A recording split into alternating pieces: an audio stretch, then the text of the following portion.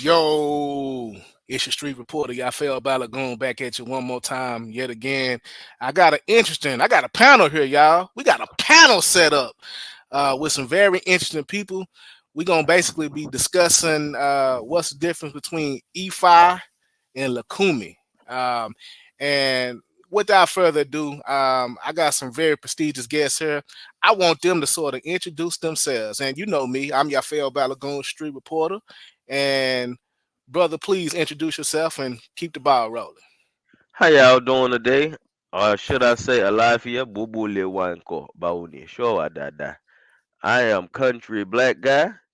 I am an initiated Egun Awo from the Fagbenro lineage of Abeokuta, Nigeria. Fagbenro Omashaw.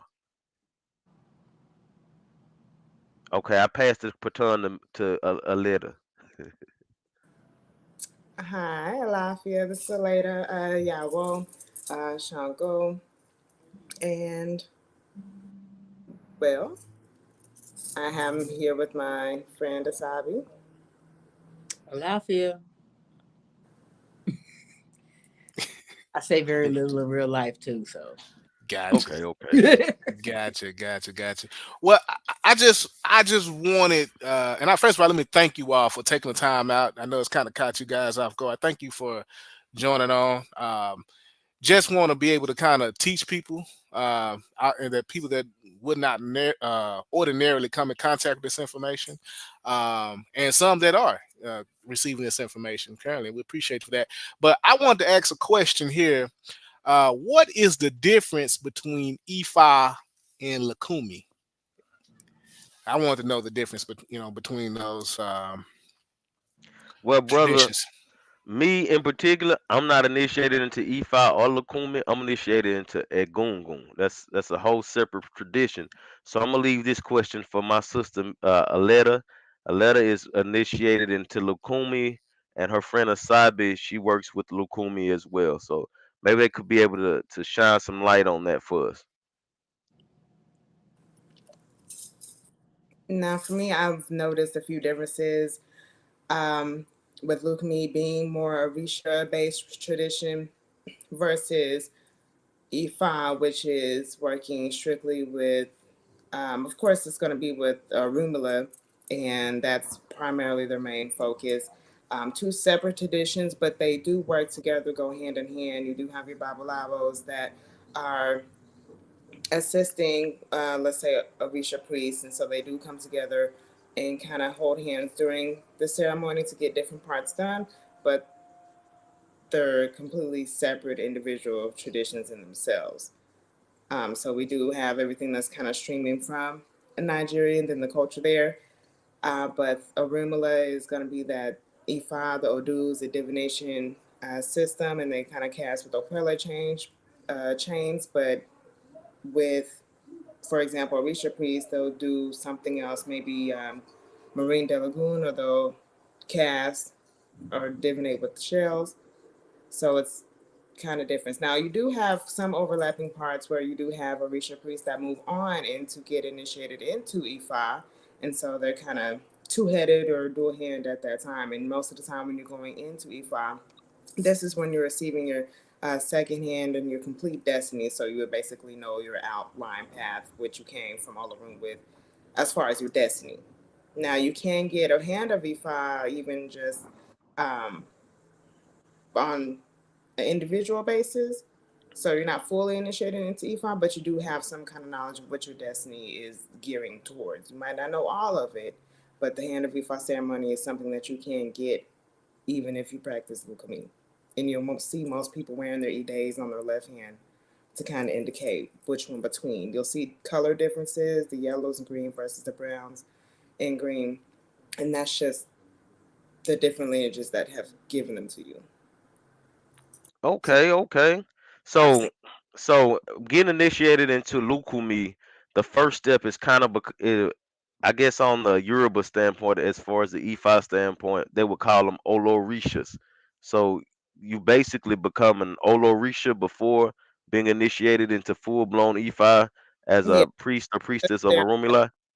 it's kind of like a stair step system. Now, some people do sit underneath their godparent for a while that I've noticed with Ifa, and then they will initiate straight to Ifa. I'm not sure what other stair step, things that they take because and there's a Shay Shay. I don't practice the Shay Shay. I know I'm in a mixed house, but I'm most familiar with the Lucumi style of practices where it's more kind of stair stepping you along the way. I got you. Are you able to tell us who you a priest of? A priestess of? I'm Yafeuh right now, so I'm about halfway there, but Shango. Okay, I can see that. Yeah, how did you figure that? I can see that. Yeah. Okay, okay, Miss Asabi. And you haven't gone through the first step yet. Mm, Well, sorry. I'm, what brought you to the tradition, Miss Asabi? ooh, that was a long process, but it pretty much I ended up meeting Eleda online. Um, we started practicing together. Then I think she found godparents, and I was like, "Well, hey, if it works for you, count me in." I mean, Okay, okay. it's really just that simple for me. Yes, ma'am. Do you divine? You perform divination and things of that nature? I do, What's your but divination tool? oh, I'm supposed to be practicing with Obi, Okay. but I'll be lazy. Are you familiar with any other tool other than OB? And do you do the substitute cower or do you have the true OB? No, I have Obi. I don't have any calories just yet. Okay, okay. Yeah, that's cool. And that's the only style you use, the only tool you use? In this tradition, yes. No, no, no, Oh, just you mean in overall? tradition overall, yeah. Oh yeah. Shoot, tarot, water divination, well, scrying. Um, let's see that a lot of intuitive practices. Like I'll just be in a room and pick up on a lot of things. What deck of tarot do you use? Oh, I got a bunch of them. Name some, name them. My mama used tarot. Oh, excuse me. Let's see. I just got the Hoodoo Tarot Yeah. by I think her name's Tiana McMiller. I got just for kicks the Metaphysical Cannabis Oracle deck. Okay. I ever try that one. I Um, saw this lady use tarot. She was just bring up a pop culture topic. Are you familiar with the whole little Puff Daddy situation that he going through? yes, as a It's a matter. lady on the internet who Mhm. foretold this 6 months ago to the day. You saw that? I know who you're talking about. I can't remember her name right I now. seen it. I seen it. But yeah, Yeah. What you think about that lady? I ain't gonna even lie, I hated on her at first when my old lady Is brought her to me. the I lady was with hating. cloth over her head? She's light skinned. She a white lady with like she got like a Oh, horse mouth. I I haven't think seen. was it Sloan or something like that. Yeah, Sloan. Yup, yup, that's her name. Yeah, not to say nothing against the woman, but that's just her the way she looked to me. I'm trying to describe her. But but yeah, man, I was hating on it for I was like, man, she don't know what she talking about. And then it started to happen.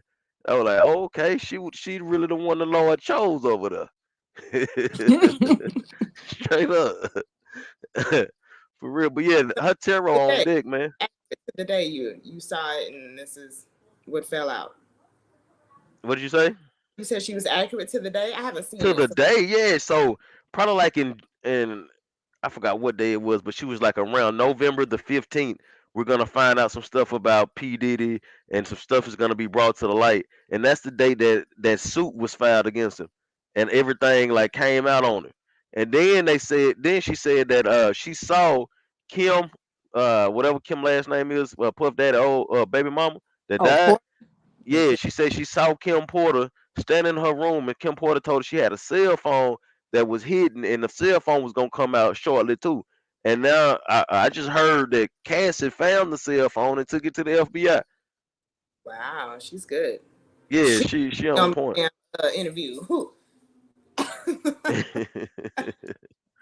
Straight Bring up.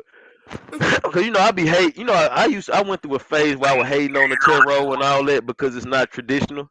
No, And by traditional, I don't mean Lucumi or Ifa, anything of that nature. I'm talking about African spiritual system. The tarot is not indigenous to the African spiritual system.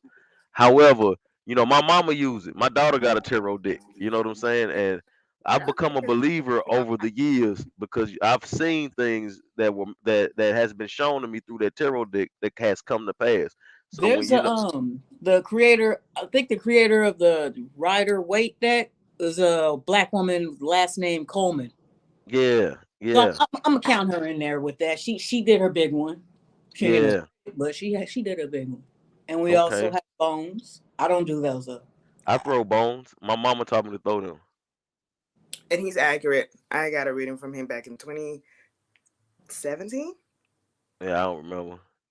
But yeah, yeah, the bones on deck, man. I throw bones. So my style of divination, I can with the tools that I use, I throw Biabata because I'm an initiated at Gungun priest, and that's what I was taught, by my house.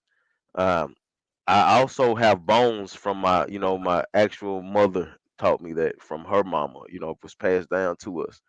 You know, I also have I could throw Pele. I have an Osain, so I have Osain's Pele. I don't have an Arumila Pele. Uh, and I'm not good at beating a king, but I know how to do it. And I won't do it because I'm not licensed to do it, but I know the ritual of how to do it. I haven't heard of Osaina Pele before. What's the difference between that one and the So the Osain, so Arumila's Pele speaks with destiny. Osain Pele speaks with Osain, and it has its colors on there. And you use it when you're going to like get herbs. So when you get an Osain, it comes with the fetish, it comes with the pot, and it comes with the gourd that you collect your herbs in. You have to have all three items to have Osain. And to speak with Osain, he comes with his own Opele. He's the only spirit that you don't have to be initiated into to obtain, and that comes with an Opele. That's interesting. It's my first time hearing that one. Yeah, do some research on it. Osain. I I'll mean, the definitely. price on Osaini to obtain it is probably around 2,000. Is how it's running, but you don't have to be initiated to get Osain. That's the only spirit. And that's Osain actually there's patakis about Osain, but Osain actually comes from the Congo. okay. Okay. So is So it true that women can't receive him until they stop menstruating? I'm unsure to be honest with you. I can't initiate you into Osain. Well, there's no initiation. So I mean, I don't know. I mean, I really don't know. I obtained one. You know what I'm saying? I got an Osain. I ain't never menstruated, so I I'm never about had to to ask that question. say. You know what I'm saying? what made you start off as a goon priest, or is this something else that's also just passed down through your family history? No, so the way I got on the journey is my father was a Baptist minister, missionary Baptist minister. His mom did voodoo. She was a mumbo. Two of his aunties was mumbos too. I mean, yeah, and his grandmother, my great grandmama, she was a mumbo. My grandmama actually did a ritual on herself in which she burned her whole house down with her on the inside of it. She went to the hospital for 7 days, and after the 7th day, they wiped all the dead skin off of her, and she was good as new. And my dad rebuilt her house. My dad grew up watching his mother bury things in the front yard. And I've actually been at my grandma's house and seen, little different things under my grandpa's robe, in the closet and all that. And I can't speak for him, but I'm guessing that kind of drove him away from the tradition, seeing the unbalanced nature of the way that it was being practiced. So he went full blown Christian. So if you practice anything ATR, looked ATR, resembled anything ATR, you was the devil. As I kind of was ashamed of some of the things that I saw growing up, but as I grew up and started to do research, I actually became a minister, a Baptist minister as well in 2008. Um, After I did research, read, and um, put things together, somebody texted me. Okay, yeah, I realized that the tradition and the things that my grandmother was doing was my actual ethnic tradition. So it kind of, the shame kind of wiped away. You know, in 2017, I did a DNA test, and I found out. Well, it was 2016. I did a DNA test, and I found out that I was ethnically Yoruba. I actually found some of my family members over in Ibadan, and also I had a cousin that was from Ibadan, but he was living in Lagos at the time. And I also found some of my other family members in Ghana. um, I started to reach out to them.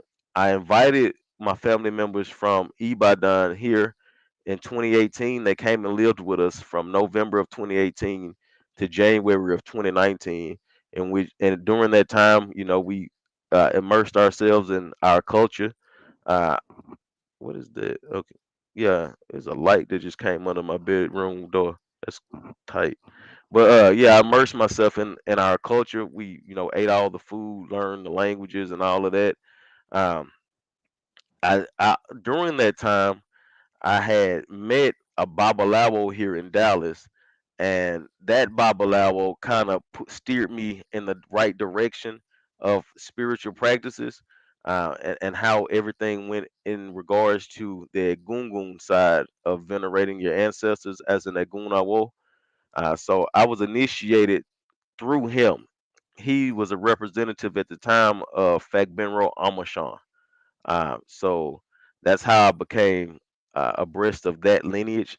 When I was initiated, I met Banga Fagbenro, and me and Banga, we became real close. And from then on, I just, just kept it going. I started initiating people into Egungun. I had learned how to do that by attending several Egungun initiations that was put on through the bloodline, through the lineage. And you know, um, we had an Oluwo here. His name was Baba Clement Muyib. They called him Baba Tunde. But Baba Tunde taught me how to make different fetishes. So I can make Eshu, Ogun, your warriors, Eshu, Ogun, Osun, Ochosi. I can make those. I also learned to make Dumbala Wedo and Gedi Nimbo. You need all of these fetishes in order to be a recognized that Gungun priest per Oyotunji village. So at that time I started a class after I learned how to make these different fetishes. I started a class called the School of the Dead, in which I sent people through a 6 week course, and during that 6 week course I would teach them to divine Obiobata, set up their Egungun shrine, how to enter and exit a shrine properly, and also how to enter and exit a graveyard. But that's what I'm on now. I'm just here to teach my fellow brothers and sisters that want to learn, that upon divination is confirmed, that should have the knowledge. I'm just here to teach you the knowledge. I don't make any money from it. I'm not one of them people that charge people. To be honest with you, I don't even charge. I used to. I don't charge anymore, man. I just divine to my ancestors and see what the ancestors would like. And if the ancestors agree to, somebody learning from our lineage, then, I teach them. Half the time they just have to bring a bottle of gin to the ancestors. And, I get them on the right track of learning Obiobata, and, it culminates in initiation. I got all these priests calling me because I was calling them earlier, so my phone's ringing. But forgive me for that. Well, yeah, that's my contribution to EFI.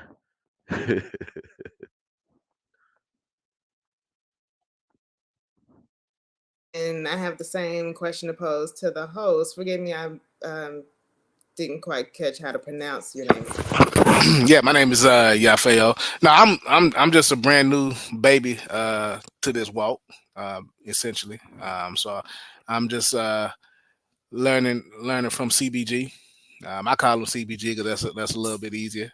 But outside of that, I just more or less kind of want to have this conversation and share some of the information publicly that we can to more so contradict what's out there in the media, as everybody knows, or what we may have heard when we were children, or what we may see in Hollywood that kind of, for one reason or another, stigmatizes this particular walk. I think that black folks in particular need to have more positive views of themselves, and especially when it comes to spiritual traditions and spiritual systems. If they're not engaged, at least have a positive viewpoint on it. So that's what more or less made me want to kind of have this sort of kind of conversation. We did a video earlier, and I was trying to break it down to Brother Yafeuh. I told him, uh, per my tradition, I believe in one God. I also honor my ancestors. I honor the forces of nature because those are the manifestations of that one God. Do you guys agree with that? Yes, the setup is pretty much the same. Yeah. Okay. So I know that out here in pop culture, they want people to believe that we're polytheistic. However, in in any tradition that I've run across, everyone has a source. They have that one being that they refer to as the creator of all things that everything else derived from. Correct. Were you under that perception, Brother Yafeo? Or did you think this was a polytheistic thing? Oh no, no, I was I understood that ATR recognizes one being as God. Now there may be um, forces of nature, if you will, that play a role into different things, but one God, whether it's Oludumare, Maolisa, or whatever other terminologies that's used by ATR, that it was one divine being. So You ever heard that's of you ever heard of Nzombi? no, I never heard of a zombie. I ain't never heard of So a in zombie. Louisiana, that's the name of God in Louisiana voodoo. It comes from Congo. That's how you say God in Congo. So the term zombie, how people see these walking dead people, that's actually the term that the people of the Lingala language use for God. The one God in the Congo is known as Nzombi. Now you ain't even listening, brother Yafeo. Come I'm on, listening. man. I'm listening to you said in zombie, and you Yeah, explained the yeah, Congo, that's brother. I heard you. I heard yeah. you. But if you go to the Voodoo Temple in New Orleans, there's a Voodoo Temple. That's what they refer to God as. Hmm. In Zombie. I'm Right. gonna have to figure out the address to that. I have visited Oyotunji before. Yeah, Have it's a you? Voodoo. Mm-hmm. Yeah, Okay. she be going to all them rituals. Hey, So for real, Lisa travel around, man. so Lisa get so around. so here's the thing, and Lisa, keep in mind I'm just a baby, but okay. So since you brought that up, I've actually met I guess the king a couple of times, or his son. Where he the king now, I guess. Yeah, he Uh, is. yeah. So I met his son a couple of times. Well, the king. Well, let's just say the king, so for make sense. So I've seen he's come to Dallas a couple of times. There's a location in North Dallas. You may be familiar with, called Freeman Cemetery, where they do where they do some veneration from the ancestors at Freeman Cemetery, and he's actually come twice. So I guess my question to you is, what did you think about Oyatunji as far as your experience there? I loved it. The shrines that are out in the open versus with Lucami, you're used to seeing them like in a house with soperas or the pots that they put the actual Orisha in. So to see them outside was something completely different. There's more room. You can. It's like they have each Orisha has their own little house. How theirs is set up. Do you So still have to like knock on the door before you enter and all that? well, there was a ceremony going on. It was like a big event when I went. So it I don't remember really seeing anybody knock on the door. They did have a representative from what I can remember at each house, at least during the time frame that I was there, that kind of ushered you in. So they would give you the prayers and So you know uh, what I'm talking about when you I go ile, I go ile. You know what I'm talking about? mhm. Y'all, you didn't have to do that there. I did. I don't remember. It was a couple years ago, but I don't remember them having to do that. I don't think I Okay. did for the time I was there, but it was like a huge event. It was like three or four tribes there, so it was a lot going on. I bring it up because me and brother Yafeo had a conversation the other day, and he said he's noticed some people have their at Gungun altar out in the open. But here at my house we teach that you should have it closed off because that is the room for your ancestors. And before you enter the room, you knock 3 times and you go through the ritual of how you enter the shrine. And so I told him that I'm unfamiliar with people that have their shrines uncovered. To me that's kind of disrespectful. You know what I'm saying? Because that's supposed to be your ancestors' space. Private Y- space. You Yeah. understand? Also seen homes where you had to make do. There wasn't separate rooms or one bedroom, but that was definitely something that I had myself petitioned for, to have a private space. Out of the one bedroom apartment, now they have their own room. So I have noticed, with other people's shrines, there is a growth in that, because it is a little uncomfortable. You just have guests walking in, they're like, oh, what is that? What is that? Yeah.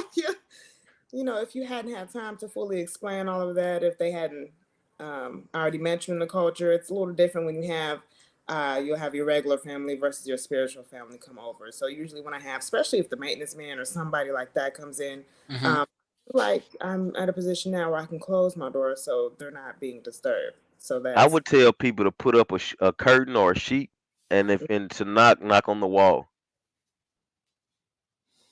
uh, That's how I would tell them.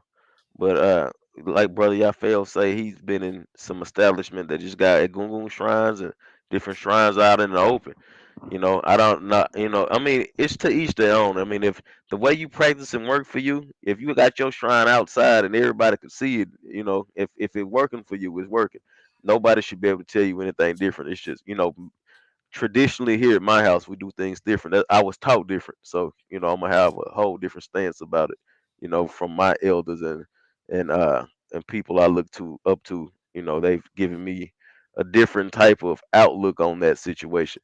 I was actually explaining the situation as that this is your grandmother's room. You know, you don't want anybody. You wouldn't walk in on your grandmama while she's changing. You would knock. So you wouldn't walk. So uh, you would want to give him that type of privacy because you don't know what you'll walk in and see. If you got your ancestor altar all out there, what if you fed them enough that they can manifest and stand right in front of you, and you walk in and see them and scare yourself half to death? Would y'all more so agree with that sentiment? Like, uh, for as me, for as being, like I said, a baby, with not a lot of understanding, would y'all agree that that's kind of something that's across the spectrum as far as a broad understanding that those shrines supposed to, or the altars, I should say, should be covered or in a separate room? Is that something that's across the board? I would say now that I've been able to practice it both ways, much I prefer it very much with its privacy.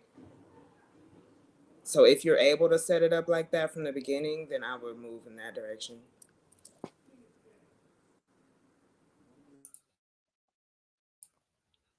What you Gotcha. think, Miss Asabi? Asabi, you got a Negungun shrine?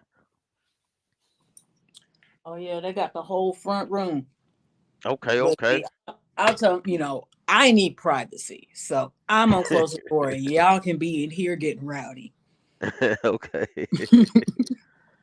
What do y'all think about the serpents? Do y'all do any rituals with serpents? No, No, I no. I had a pet snake a while back, but no. What kind you had? Red diamond tail boa. Okay, okay. You know, and I'm weird. I'm not gonna lie to you. I don't eat food that's made of palm oil, which is probably weird, and I don't like snakes. And I got Hmm. a dumb widow. And I tried to desensitize myself to the way that they move by watching YouTube snake videos just to watch them, but Yeah. it's just the way they move to me. That it does something to me. But I live way out here in the country, and we get snakes all the time. I don't kill nothing unless I eat it. So when I see a snake come up in the yard, I pick it up with the shovel and throw it in the river behind my house. Okay. I was gonna ask, is I have you eaten one? Nah, I don't eat snakes. I won't eat now. You know, I have you look. I eat Not that hog meat. I eat that deer meat, and I eat that chicken and that beef. That's it.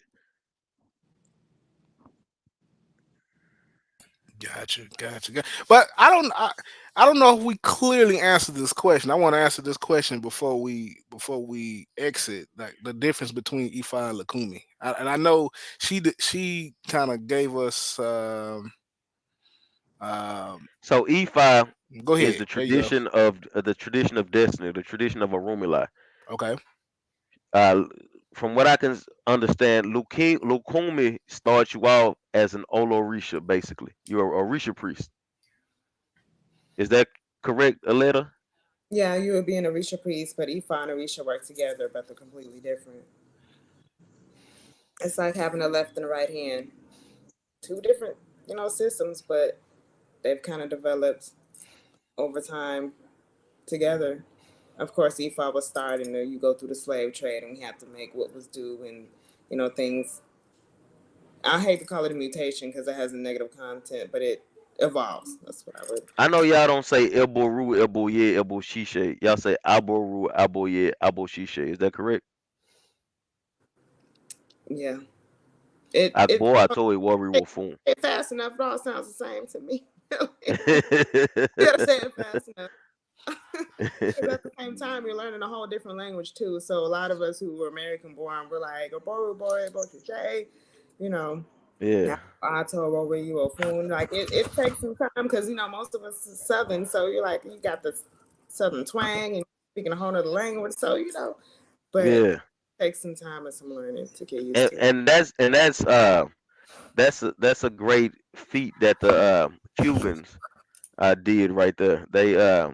I mean, the language didn't go too far. I mean, because from the Yoruba standpoint, it's Elboru, Elboye, Elbo Shishe, and being victims of the slave trade, the Africans in Cuba, they didn't lose that much. It's now Alboru, Alboye, Albo Shishe. So they still have it, vowels are vowels, you know what I'm saying? So I mean, I commend them for that. After all they went through, they were able to preserve their language. Absolutely, absolutely. And then the knowledge that came with it, that is definitely impressive. Yeah, straight up. Let me ask you this. Well, I mean, can you do elbows?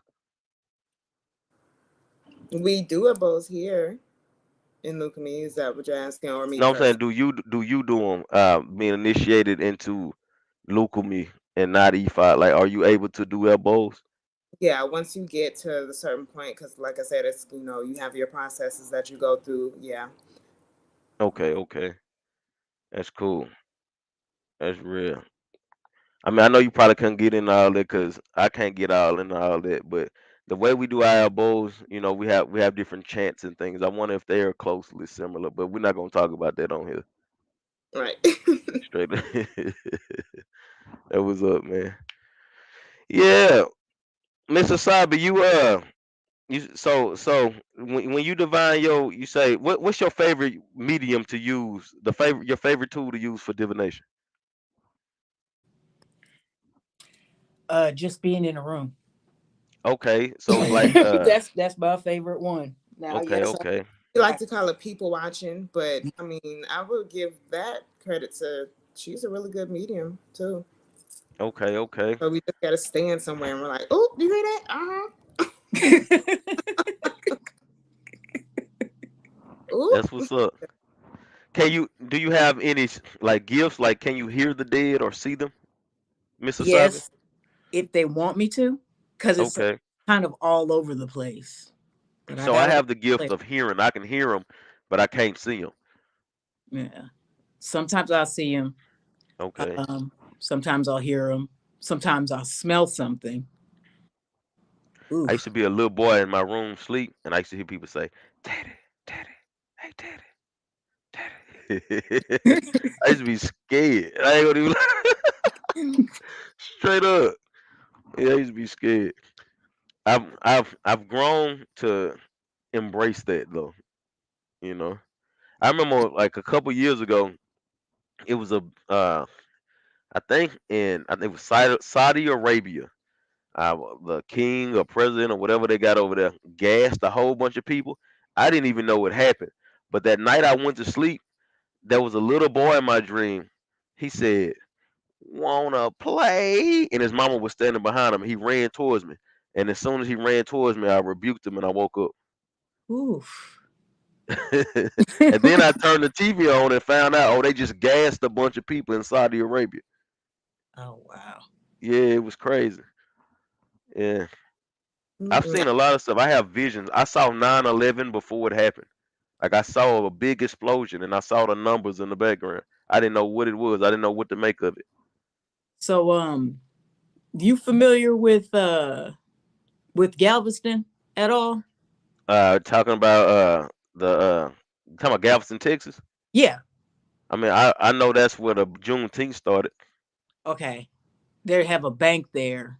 That I used to be like, I guess it was the highest point in Galveston, something like that. But they had this bank, and my ex-husband woke up from a dream that morning about, if you watch Dragon Ball Z, Piccolo flying a plane into that bank, and then his mom called and was like, "Wake up and turn on the news."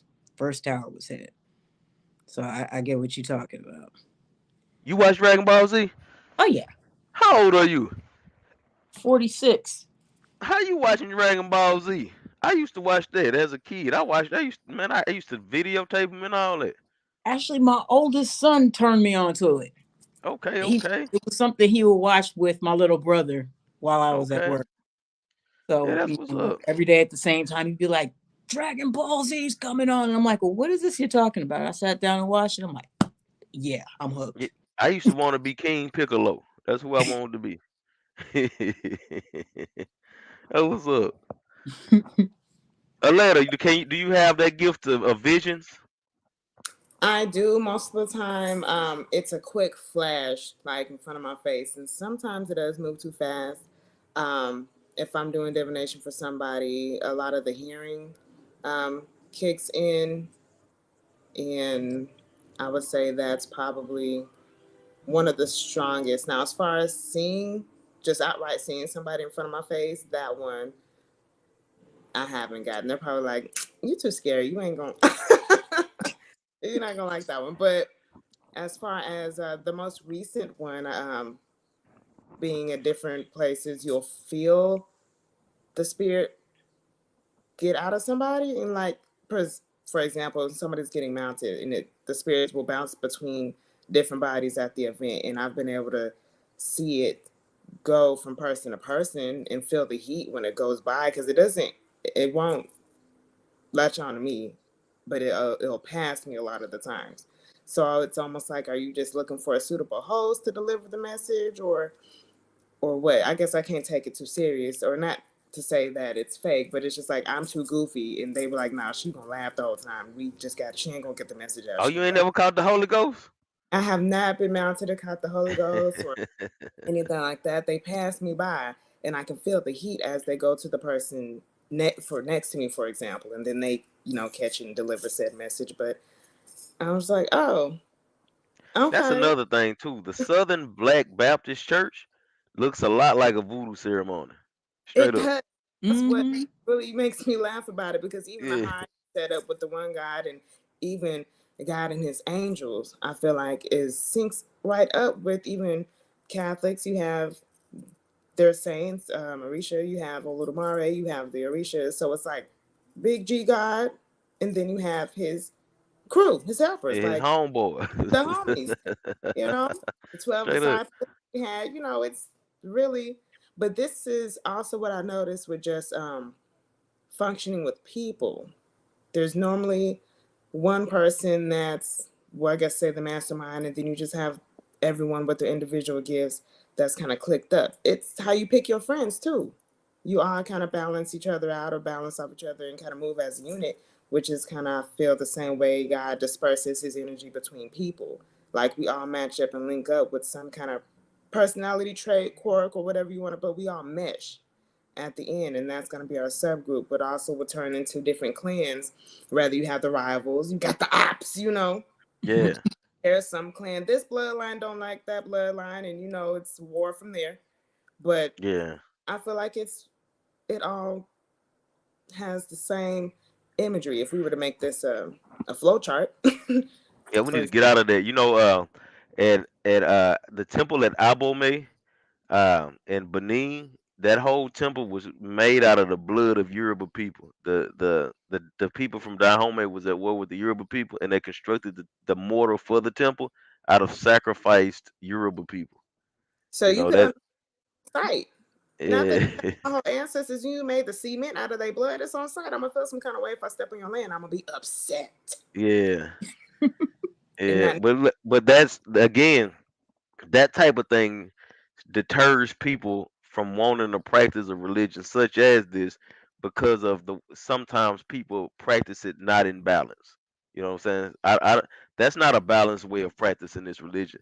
This It's religion not is these even. these ATR systems are um, ancestral veneration and earth-based systems. We venerate God through God's creation, and sacrificing the chieftain of the next village to some petro deity is not balanced. I mean, that's just my opinion.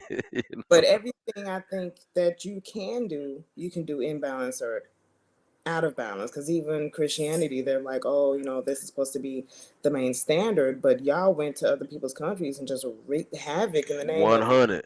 your And God. then one so the Lesser Key of Solomon. You ever heard of that? Yes, So the lesser key of Solomon is Christianity. I know Christians don't want to believe that, but we wouldn't know who a Baal was, or an Ashtoreth, or any of the Lucifer. We wouldn't even know who these people were without Christianity or Judaism. You know what I'm talking about? The Hebrewism. You know what I'm hmm saying? So they can't separate themselves from the negative aspects of their religion. they Straight can't up. because pastor goes nuts, and I'm like, can you explain to me who Lilith is? I know Eve and she bit the apple and all that there, but who is Lilith in the pastor? I can't believe you hit him across the head with that. You know he was gonna do And that. Straight indeed, up. not just to have a rebuttal or to cause conflict, but at those times I was still, going to church with the family. And I'm like, well, what is this part here in the book? Because there's a line. I remember visually looking at it. It was on the right hand side at the top of the page, whatever page I was on. And God basically dogged some lady. And I'm like, oh, you talking like this, your baby mama. Who is this that you mad at? Like, and he was describing Lilith, but I could never find it again. I, I could never find it again because I was holding King James version because I was like, what You is said You said who? Lilith? Lilith. Yeah. this? She Who came who in. is who is Lilith? Lilith is in she's actually in the Zohar. You can read about her in what's it called? The Kabbalah. So per Jewish tradition, Jewish mysticism tradition, Adam had two wives. And if you read the King James version of the actual Bible, it has two passages in which God created woman. In one passage it said God created man and woman together. Together he created them. In another passage it says that God created woman from man's rib. If you read the Kabbalah, the Kabbalah goes into detail and says Adam had a first wife named Lilith. If you ever heard the term lullaby, you ever heard of lullaby? Like when you sing the children before they go to sleep. And that actually translates into Hebrew as Lilith be gone. Lilith, per Hebrew tradition, didn't want to submit to Adam, so she ran away and became the first succubus. And she steals the souls of children at nighttime. That's per Hebrew tradition. So Hebrew mothers sing lullabies to their children before they go to sleep to ward off Lilith. Wow. Yeah, got you. Yeah, Yeah, that's first deep. time That's hearing deep. that one. Yeah. But Because a like, lot of guys yeah. say that about their ex-wives.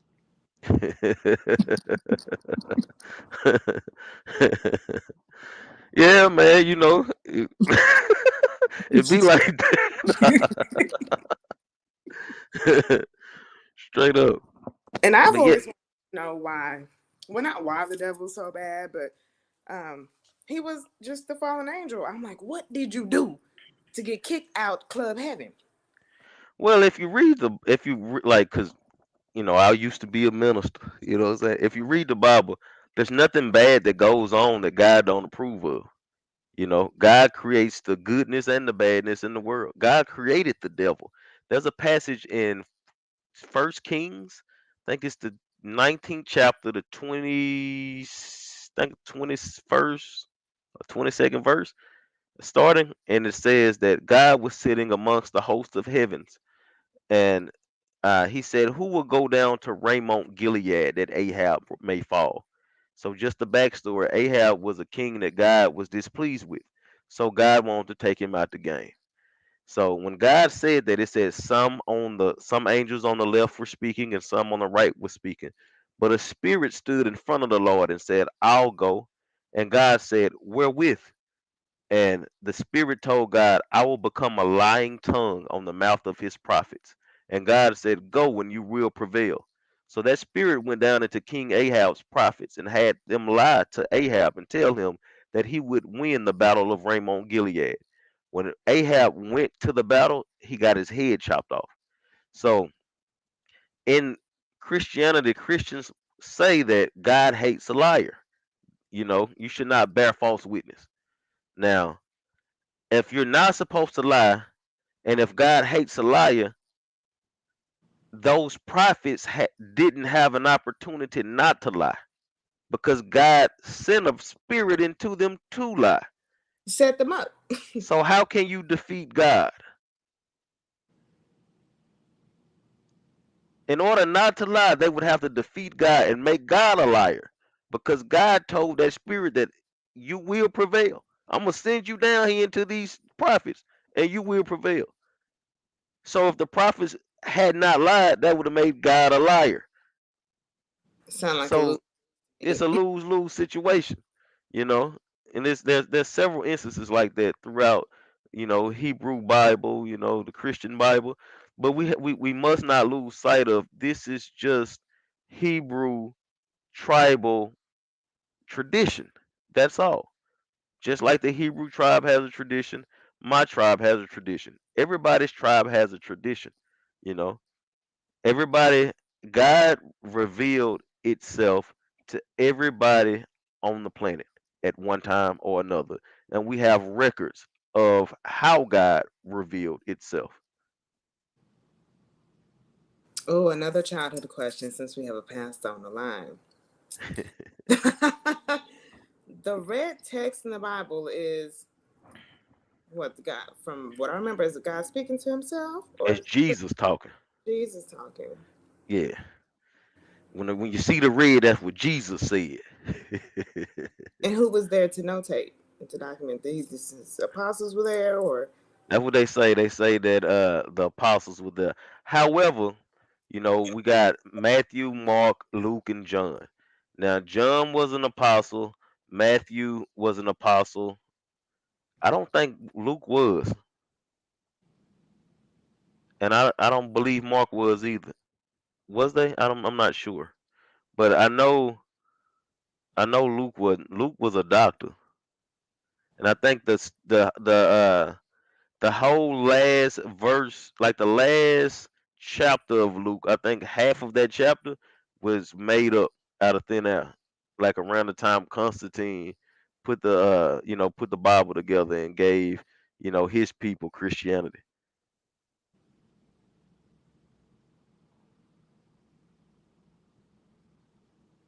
that is one of my favorite movies though.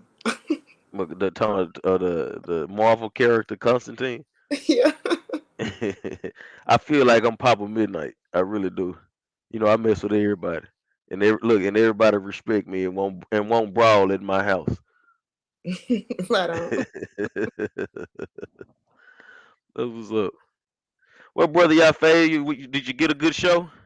Yeah, man, we got a good show. We got a good show, and for those who listening now and maybe listening in the future, if you can do me a big favor, like, share, subscribe, that would be absolutely great. I do appreciate CBG yet again. He did a tour day.